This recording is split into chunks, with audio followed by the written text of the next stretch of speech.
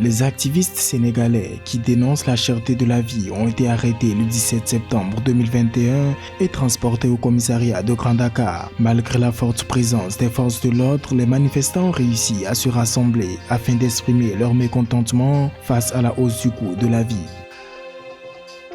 La Banque centrale du Congo a fait part d'un nouveau record jamais atteint en République démocratique du Congo sur les réserves de change avec plus de 3,3 milliards de dollars américains. C'est ce qu'indique le compte-rendu du Conseil des ministres du 17 septembre. En cumul annuel, l'inflation est ressortie à 3,22% contre 13,77% à la même période en 2020.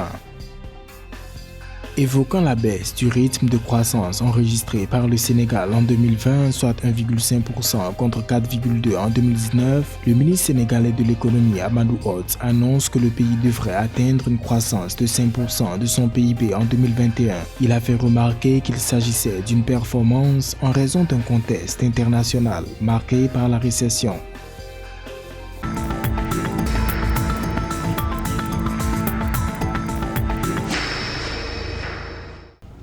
Au Sénégal, plusieurs manifestants ont été arrêtés le vendredi 17 septembre 2021 au niveau de l'avenue Blaise Diagne où ils s'étaient rassemblés pour rallier la place de la nation afin de dénoncer la cherté de la vie. Malgré la présence des activistes connus comme Guy Marius Sagna, venus protester contre la hausse du coût de la vie dans le pays, la marche n'a finalement pas eu lieu. Guy Marius Sagna et d'autres activistes dont Papa Abdoulaye Touré, Karim Zomsas de la coalition No Lank qui signifie en Wolof « Nous refusons » ont tous été arrêtés. Ce n'est pas une première sous l'actuel régime que des manifestations soient interdites par les préfets, bien sûr sous la responsabilité du ministre de l'Intérieur et certainement au plus haut sommet de l'État. Pourtant, nous sommes en démocratie. Cette marche initiée par les acteurs de la société civile n'avait pas été autorisée par le préfet de Dakar, Mor Talla Tine. Les activistes avaient plutôt décidé de braver la décision de l'autorité administrative de la ville. Le préfet qui justifie leur mise à l'arrêt par un risque entraîné de troubles à l'ordre public et d'entrave à la libre circulation des personnes et des biens. Les autorités doivent simplement respecter les principes démocratiques parce que les minorités doivent avoir la possibilité quand même de s'exprimer. Sous l'ancien régime, le président avait demandé à tous les mécontents d'arborer le rouge en foulard ou bien en t-shirt, en boubou. Aujourd'hui, non seulement l'actuel régime refuse systématiquement, je dis bien systématiquement ce rouge, mais interdit aussi toute manifestation contre ces politiques, surtout quand il s'agit de politique sociale. Je crois que pour la démocratie, c'est des textes, c'est vrai. Mais pour qu'il y ait une démocratie, il faut aussi quand même des démocrates. Ce que beaucoup d'autorités aussi ne comprennent pas. Rappelons que le 31 août dernier, au Sénégal, un conseil national de la consommation a été convoqué autour de la ministre du Commerce, Aminata Assome Diatta, pour revoir la situation des prix des produits de base. La mesure avait tout de même été saluée par les observateurs.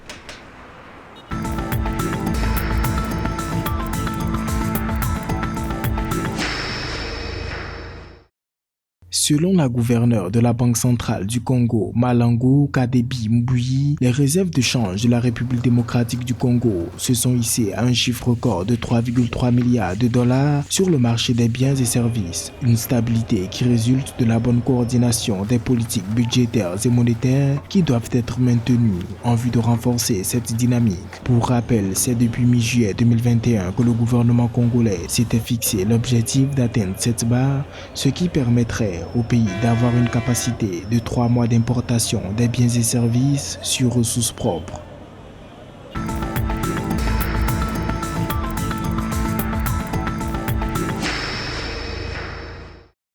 Le ministre sénégalais de l'économie du plan et de la coopération, Amadou Hott, a fait savoir que le Sénégal était dans une dynamique d'atteindre une croissance de 5% de son PIB en 2021, contre une projection initiale de 3,7%. Ceci à la faveur des efforts d'exécution d'investissements structurants et à la reprise de l'économie mondiale. Selon les autorités, l'économie sénégalaise est résiliente et augure des perspectives positives en dépit de la persistance de la pandémie du Covid-19.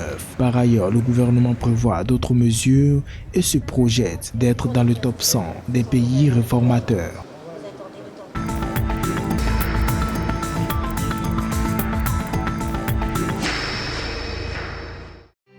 Au Togo, le cumul des fonds levés par l'État pour le compte de l'année 2021 sur le marché financier régional est évalué à 436 milliards de francs CFA. Selon l'agence Yomois-Titres, le pays qui conserve son statut de bon émetteur acquis depuis plusieurs mois a réussi à mobiliser 27,5 milliards de francs CFA par émission de bons assimilables du Trésor et 408,5 milliards de francs CFA par obligation assimilable du Trésor en 17 sorties.